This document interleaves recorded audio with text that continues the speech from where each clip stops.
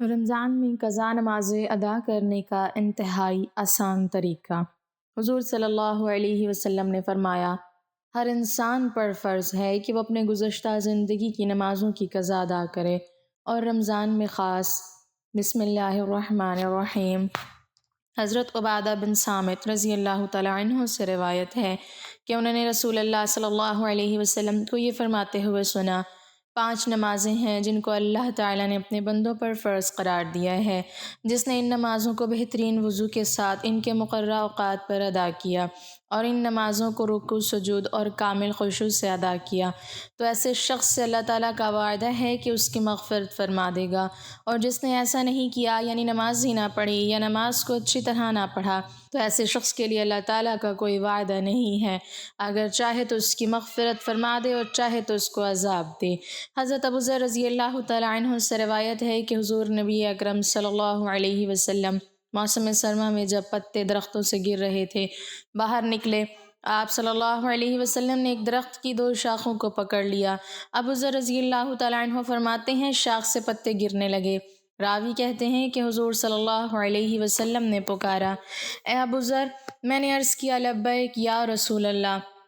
حضور صلی اللہ علیہ وسلم نے فرمایا، مسلمان بندہ جب نماز اس مقصد سے پڑھتا ہے کہ اسے اللہ تعالیٰ کی رضا حاصل ہو جائے، تو اس کے گناہ اسی طرح جھڑ جاتے ہیں جس طرح یہ پتے درخت سے جھڑتے جا رہے ہیں۔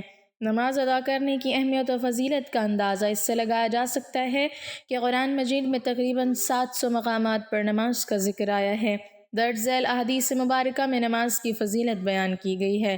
بے شک جو لوگ ایمان لائے اور انہوں نے نیک اعمال کیے اور نماز قائم رکھی اور زکوٰۃ دیتے رہے، ان کے لیے ان کے رب کے پاس ان کا اجر ہے، اور ان پر آخرت میں نہ کوئی خوف ہوگا نہ وہ رنجیدہ ہوں گے۔ ناظرین، آج آپ کے سامنے نماز سے متعلق بہت اہم معلومات آپ کے سامنے پیش کرنے جا رہے ہیں۔ محترم ناظرین، قضا نمازیں کیسے پڑھیں؟ یعنی اگر کسی کی بہت زیادہ نمازیں قضا ہو چکی ہوں تو اب وہ ان نمازوں کو پڑھنا چاہتا ہے، تو ان نمازوں کے پڑھنے کا آسان طریقہ کیا ہے؟ اسی مسئلے کو دھیان سے سننے کی ضرورت ہے۔ امید کرتے ہیں کہ یہ ویڈیو سن کر آپ کو بہت زیادہ فائدہ حاصل ہوگا۔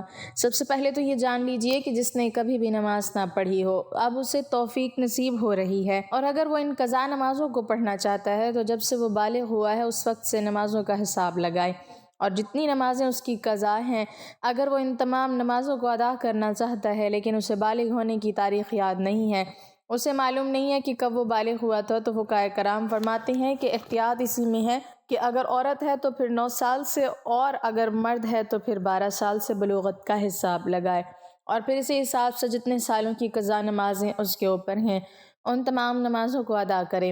اور دوسری بات یہ بھی یاد رکھنے کے قابل ہے کہ قضا نماز ہر روز کی 20 رکعتیں ہوتی ہیں، یعنی قضا نمازوں میں سنت اور نوافل کی قضا نہیں ہوتی، صرف فرضوں اور وتر کی ہی قضا کی جائے گی، یعنی فجر کے 2 فرض، ظہر کے 4 فرض، عصر کے 4 فرض، مغرب کے 3 فرض اور عشاء کے 4 فرض اور 3 وتر، ان کی قضا کی جائے گی۔ اس کے علاوہ باقی جو سنتیں اور نوافل ہیں ان کی قضا نہیں کی جائے گی۔ اور قضا نماز کی نیت کیسے کرنی ہے؟ نیت کہتے ہیں دل کے پختہ ارادے کو، لیکن اگر زبان سے کہنا چاہیں تو پھر اس طرح سے بھی کہہ سکتے ہیں کہ میں نیت کرتی ہوں یا کرتا ہوں سب سے پہلے قضا ہونے والی فجر نماز کی واسطہ اللہ تعالیٰ کے، منہ میرا خانہ کعبہ کی طرف، اللہ اکبر۔ اور ایسے ہی ظہر کا کہیں گے سب سے پہلے قضا ہونے والی عصر نماز کی، سب سے پہلے قضا ہونے والی مغرب کی، سب سے پہلے قضا ہونے والی عشاء نماز کی، اور سب سے پہلے قضا ہونے والے وتروں کی۔ یعنی جب بھی نیت کریں گے اس وقت یہی کہیں گے کہ سب سے پہلے جو قضا ہونے والی ہے، جو نماز ہم ادا کر لیتے ہیں وہ ہمارے سر سے اٹھ جاتی ہے، اس سے ہم بری الذمہ ہو جاتے ہیں۔ اس کے بعد جو قضا ہونے والی نماز ہوتی ہے وہی ہماری سب سے پہلی قضا ہونے والی ہوتی ہے، کیونکہ جو پہلی ہماری قضا نماز تھی وہ ہم ادا کر چکے ہیں، اس سے بری الذمہ ہو چکے ہیں، اس کے بعد والی پھر ہماری سب سے پہلی قضا نماز کہلاتی ہے۔ اس طریقے سے ہم قضا نمازیں ادا کریں گے۔ تیسری بات یہ ہے کہ اگر کسی کی کثیر نمازیں قضا ہو چکی ہیں، اب اس بارے میں فقہائے کرام بیان کرتے ہیں کہ بہتر تو یہی ہے کہ جس طرح نماز پڑھی جاتی ہے اسی طرح مکمل نماز پڑھے، لیکن اگر کسی کی بہت زیادہ نمازیں قضا ہو چکی ہوں تو اس کے لیے تخفیف ہے۔ تخفیف کیا ہے؟ سب سے پہلی تخفیف تو یہ ہے کہ رکوع میں 3 مرتبہ تسبیح پڑھی جاتی ہے، سبحان ربی العظیم، تو 3 مرتبہ کی جگہ 1 مرتبہ پڑھے، لیکن یہ بات ذہن میں رہے کہ جب وہ اچھے طریقے سے رکوع میں پہنچ جائے تو تب ایک مرتبہ تسبیح پڑھنا بھی کافی ہوگا، اور تسبیح مکمل ہو جانے کے بعد سمیع اللہ لمن حمیدہ کہہ کر کھڑا ہو جائے۔ اسی طرح سجدے میں جو تسبیح پڑھی جاتی ہے، سجدے میں بھی کم از کم 3 مرتبہ تسبیح پڑھی جاتی ہے، تو سجدے میں بھی 3 مرتبہ کی جگہ ایک مرتبہ تسبیح پڑھ لے تو یہ سجدہ ہو جائے گا۔ مطلب یہ کہ ہر رکوع اور سجدے میں صرف ایک تسبیح پڑھ لے تو کافی ہوگی۔ ایک تو تخفیف یہ ہوئی۔ دوسری تخفیف، جس طرح 4 رکعت فرض نماز پڑھ رہا ہے، یعنی ظہر کی ہیں، عصر کی ہیں، یا عشاء کی ہیں، یا مغرب کے 3 فرض ہیں، ان میں یہ ہے کہ تیسری اور چوتھی رکعت میں سورہ فاتحہ پڑھی جاتی ہے، لیکن اگر کسی کی بہت زیادہ نمازیں قضا ہو چکی ہیں تو اس میں تخفیف یہ ہے کہ سورہ فاتحہ کی جگہ 3 مرتبہ سبحان اللہ پڑھ لے، یعنی سبحان اللہ سبحان اللہ سبحان اللہ، یہ پڑھ کر رکوع میں چلا جائے۔ دوسری تخفیف یہ ہو گئی۔ تیسری تخفیف یہ ہے کہ قاعدہ آخر میں، یعنی جب نماز ختم ہوتی ہے تو پڑھتے ہیں التحیات، مکمل کرنے کے بعد درود پاک پڑھا جاتا ہے اور درود پاک کے بعد دعا پڑھی جاتی ہے۔ اس میں یہ ہے کہ التحیات پڑھنے کے بعد درود پڑھنے کی جگہ صرف اتنا پڑھ لے، یعنی اتنا درود پاک کے کلمات پڑھ لے، اللہم صلی علی محمد وعلی آل محمد، یہ تیسری تخفیف ہے۔ اس کے بعد پھر سلام پھیر لیں، یعنی مکمل درود پاک اور دعا نہ پڑھنے کی اجازت ہے۔ یہ تخفیف ہے اس شخص کے لیے جس کی کثیر تعداد میں نمازیں قضا ہوئی ہوں۔ اور چوتھی تخفیف یہ ہے کہ جو وتر نماز ہے، تیسری رکعت میں سورت ضرور ملانی ہے۔ فرضوں میں تیسری اور چوتھی رکعت میں سورت کی جگہ 3 مرتبہ سبحان اللہ پڑھ لینا کافی ہے، لیکن وتر کی جو نماز ہے اس میں تیسری رکعت میں سورہ فاتحہ بھی پڑھی جائے گی اور دوسری سورت بھی ملانی ضروری ہے۔ اب اللہ اکبر کہہ کر دعائے قنوت پڑھی جاتی ہے، لیکن دعائے قنوت کی جگہ اگر وہ رب اغفر لی رب اغفر لی رب اغفر لی یہ 3 مرتبہ پڑھ لے یا پھر ایک مرتبہ پڑھ کر رکوع میں چلا جائے تو تب بھی اس کی نماز بالکل درست ہے۔ قضا نمازوں کے لیے اس تخفیف کے ساتھ اگر نماز پڑھیں گے تو آپ کی جو بہت زیادہ نمازیں قضا ہو چکی ہیں وہ بہت جلد ادا ہو جائیں گی۔ فقہائے کرام بیان کرتے ہیں کہ اس طریقے سے اس تخفیف کا فائدہ اٹھا کر جس شخص کی زیادہ نمازیں قضا ہو چکی ہیں وہ اپنی نمازوں کو جلد ادا کر کے فرائض سے بری الذمہ ہو جائیں۔ اور یاد رکھیے، قضا نمازوں کے ساتھ ساتھ توبہ کرنا ضروری ہے، کیونکہ نمازیں جو قضا ہوئی ہیں ان کا گناہ ہے، تو گناہ سے توبہ کرنا لازمی ہوتا ہے۔ ایک تو نماز ادا کریں گے، اس کے بعد پھر سچے دل سے توبہ کریں، تو اس آسان طریقے سے اپنی قضا نمازوں کو ادا کر کے اللہ کی بارگاہ میں سرخرو ہو جائیں گے۔ اللہ عمل کی توفیق عطا فرمائے۔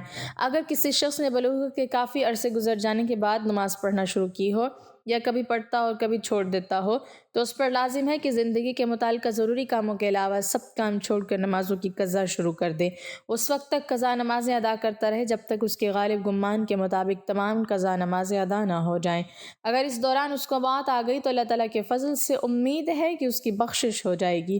اللہ پاک ارشاد فرماتا ہے، اور جو شخص بھی اپنے گھر سے اللہ اور اس کے رسول صلی اللہ علیہ وسلم کی طرف ہجرت کرتے ہوئے نکلے، پھر اسے راستے میں ہی موت آ پکڑے تو اس کا اجر اللہ کے ذمے ثابت ہو گیا، اور اللہ بڑا بخشنے والا مہربان ہے۔ اور اگر کوئی شخص ایسا نہ کر سکے تو اس سے کم درجے یہ ہے کہ ہر نماز کے ساتھ ایک یا جس قدر ممکن ہو قضا نماز پڑھتا رہے۔ قضا نمازوں کے صرف فرائض اور وتر ادا کرے، مثلا پورے دن کی قضا نمازیں ادا کرنی ہو تو پھر کل 20 رکعت اس طرح ادا کرے: 2 فرض فجر، 4 فرض ظہر، 4 فرض عصر، 3 فرض مغرب، 4 فرض عشاء بما 3 وتر۔ اس طرح نیت کرے، مثلا میں اپنی گزشتہ فجر کو ادا کرنے کی نیت کرتا ہوں جس کا میں نے وقت پایا اور ادا نہیں کی۔ ہر قضا نماز کی اس طرح نیت کری، یعنی دل میں ارادہ کرے، زبان سے کہنا بہتر ہے، ضروری نہیں۔ محترم ناظرین، حضور نبی کریم صلی اللہ علیہ وسلم نے فرمایا، پاک مٹی مسلمان کو پاک کرنے والی ہے، پھر وہ 10 سال تک پانی نہ پائے، پھر جب وہ پانی پا لے تو اسے اپنی کھال یعنی جسم پر بہائے، یعنی اس کے لیے بہتر ہے۔ ناظرین، غزوہ خیبر کے موقع پر ایک چرواہا حضور اقدس صلی اللہ علیہ وسلم کی خدمت میں حاضر ہوا۔ وہ یہودیوں کی بکریاں چرایا کرتا تھا۔ اس چرواہے نے جب دیکھا کہ خیبر سے باہر مسلمانوں کا لشکر پڑاؤ ڈالے ہوئے ہے، اس کے دل میں خیال آیا کہ میں جا کر ان سے ملاقات کروں اور دیکھوں کہ یہ مسلمان کیا کہتے ہیں اور کیا کرتے ہیں۔ چنانچہ بکریاں چراتا ہوا مسلمانوں کے لشکر میں پہنچا اور ان سے پوچھا کہ تمہارے سردار کہاں ہیں؟ صحابہ کرام نے بتایا کہ ہمارے سردار حضور نبی اکرم صلی اللہ علیہ وسلم اس خیمے کے اندر ہیں۔ پہلے تو اس چرواہے کو ان کی باتوں پر یقین نہیں آ رہا تھا، اور اس نے سوچا کہ اتنے بڑے سردار ایک معمولی سے خیمے کے اندر کیسے بیٹھ سکتے ہیں۔ اور اس کے ذہن میں یہ تھا کہ جب آپ اتنے بڑے بادشاہ ہیں تو بہت ہی شان و شوکت اور ٹھاٹ پاٹ کے ساتھ رہتے ہوں گے، لیکن وہاں تو کھجور کے پتوں کی چٹائی سے بنا ہوا خیمہ تھا۔ خیر وہ اس خیمے کے اندر آپ صلی اللہ علیہ وسلم سے ملاقات کے لیے داخل ہوا اور آپ سے ملاقات کی اور پوچھا کہ آپ کیا پیغام لے کر آئے ہیں اور کس بات کی دعوت دیتے ہیں۔ حضور صلی اللہ علیہ وسلم نے اس کے سامنے اسلام اور ایمان کی دعوت رکھی اور اسلام کا پیغام دیا۔ اس نے پوچھا کہ اگر میں اسلام کی دعوت قبول کر لوں تو میرا کیا انجام ہوگا اور کیا رتبہ ہوگا؟ حضور اقدس صلی اللہ علیہ وسلم نے فرمایا کہ اسلام لانے کے بعد تم ہمارے بھائی بن جاؤ گے اور ہم تمہیں گلے سے لگائیں گے۔ اس چرواہے نے کہا کہ آپ مجھ سے مذاق کر رہے ہیں؟ میں کہاں اور آپ کہاں؟ میں ایک معمولی سا چرواہا ہوں اور میں سیاہ فام انسان ہوں، میرے بدن سے بدبو آ رہی ہے، ایسی حالت میں آپ مجھے کیسے گلے سے لگائیں گے؟ حضور اقدس صلی اللہ علیہ وسلم نے فرمایا کہ ہم تمہیں ضرور گلے سے لگائیں گے اور تمہارے جسم کی سیاہی کو اللہ تعالیٰ تابانی سے بدل دیں گے اور اللہ تعالیٰ تمہارے جسم سے اٹھنے والی بدبو کو خوشبو سے بدل دیں گے۔ یہ باتیں سن کر وہ فوراً کلمہ شہادت پڑھ کر مسلمان ہو گیا۔ پھر حضور اقدس صلی اللہ علیہ وسلم سے پوچھا کہ یا رسول اللہ صلی اللہ علیہ وسلم اب میں کیا کروں؟ آپ صلی اللہ علیہ وسلم نے فرمایا تم ایسے وقت پر ایمان لائے ہو کہ نہ تو اس وقت کسی نماز کا وقت ہے کہ تم سے نماز پڑھواؤں اور نہ ہی روزے کا زمانہ ہے کہ تم سے روزے رکھواؤں، اور زکوٰۃ تم پر فرض نہیں ہے۔ اس وقت ایک عبادت ہو رہی ہے جو تلواروں کی چھاؤں میں انجام دی جاتی ہے اور وہ جہاد ہے۔ اس چرواہے نے کہا یا رسول اللہ صلی اللہ علیہ وسلم میں اس جہاد میں شامل ہو جاتا ہوں، لیکن جو شخص جہاد میں شامل ہوتا ہے اس کے لیے دو میں سے ایک صورت ہوتی ہے، یا غازی یا شہید، تو اگر میں جہاد میں شہید ہو جاؤں تو وہاں میری کوئی ضمانت لے؟ حضور اقدس صلی اللہ علیہ وسلم نے فرمایا کہ میں اس بات کی ضمانت لیتا ہوں کہ اگر تم اس جہاد میں شہید ہو گئے تو اللہ تعالیٰ تمہیں جنت میں پہنچا دیں گے اور تمہارے جسم کی بدبو کو خوشبو سے تبدیل فرما دیں گے اور تمہارے چہرے کی سیاہی کو سفیدی میں تبدیل فرما دیں گے۔ چونکہ وہ چرواہا یہودیوں کی بکریاں چراتا ہوا وہاں پہنچا تھا، اس لیے حضور اقدس صلی اللہ علیہ وسلم نے فرمایا کہ تم جو بکریاں لے کر آئے ہو ان کو جا کر واپس کرو، اس لیے کہ یہ بکریاں تمہارے پاس امانت ہیں۔ اس سے اندازہ لگائیں کہ جن لوگوں کے ساتھ جنگ ہو رہی ہے، جن کا محاصرہ کیا ہوا ہے، ان کا مال غنیمت ہے، لیکن چونکہ وہ چرواہا بکریاں معاہدے پر لے کر آیا تھا اس لیے آپ نے حکم دیا کہ پہلے وہ بکریاں واپس کر کے آؤ، پھر آ کر جہاد میں شامل ہونا۔ چنانچہ اس چرواہے نے جا کر بکریاں واپس کی اور واپس آ کر جہاد میں شامل ہوا اور شہید ہو گیا۔ جب جنگ ختم ہوئی تو حضور اقدس صلی اللہ علیہ وسلم لشکر کا جائزہ لینے لگے۔ ایک جگہ آپ صلی اللہ علیہ وسلم نے دیکھا کہ صحابہ اکرام کا مجمع اکٹھا ہے۔ جب آپ قریب پہنچے تو ان سے پوچھا کہ کیا بات ہے؟ صحابہ اکرام نے فرمایا جو لوگ جنگ میں شہید ہو گئے ان میں سے ایک آدمی ایسا بھی ہے جس کو ہم میں سے کوئی نہیں جانتا۔ جب آپ صلی اللہ علیہ وسلم نے دیکھا تو فرمایا کہ تم اس شخص کو نہیں پہچانتے مگر میں اس شخص کو پہچانتا ہوں، یہ چرواہا ہے اور یہ وہ عجیب و غریب بندہ ہے جس نے اللہ کی راہ میں ایک بھی سجدہ نہیں کیا، اور میں اس بات کی گواہی دیتا ہوں کہ اللہ تعالیٰ نے سیدھا اس کو جنت الفردوس میں پہنچا دیا ہے، اور میری آنکھیں دیکھ رہی ہیں کہ ملائکہ اس کو غسل دے رہی ہیں اور اس کی سیاہی سفیدی میں تبدیل ہو گئی ہے اور اس کی بدبو خوشبو سے تبدیل ہو گئی ہے۔ ناظرین اندازہ کریں اور دیکھیں، اگر کچھ عرصہ پہلے اس چرواہے کو موت آ جاتی تو سیدھا جہنم میں چلا جاتا، اور اب اس حالت میں موت آئی کہ ایمان لا چکا ہے اور سرکار دو عالم صلی اللہ علیہ وسلم کا غلام بن چکا ہے۔ نماز کے لغوی معنی دعا کے ہیں۔ قرآن میں فرمان اللہ ہے اے پیغمبر ان لوگوں کے اموال میں سے صدقہ وصول کر لو جس کے ذریعے تم انہیں پاک کر دو گے اور ان کے لیے باعث سے برکت بنو گے، اور ان کے لیے دعا کرو، یقیناً تمہاری دعا ان کے لیے سراپا تسکین ہے اور اللہ ہر بات سنتا اور سب کچھ جانتا ہے۔ جبکہ فرمان نبی صلی اللہ علیہ وسلم ہے جب تم میں سے کسی کو دعوت دی جائے تو وہ اسے قبول کر لے، پھر اگر وہ روزے سے ہو تو دعا کر دے اور اگر روزے سے نہ ہو تو کھانا کھا لے۔ حشام بن حکم نے جعفر صادق سے سوال کیا نماز کا کیا فلسفہ ہے کہ لوگوں کو کاروبار سے روک دیا جائے اور ان کے لیے زحمت کا سبب بنے؟ انہوں نے اس کے جواب میں فرمایا نماز کے بہت سے فلسفے ہیں، انہی میں سے ایک یہ بھی ہے کہ پہلے لوگ آزاد تھے اور خدا اور رسول کی یاد سے غافل تھے اور ان کے درمیان صرف قرآن تھا۔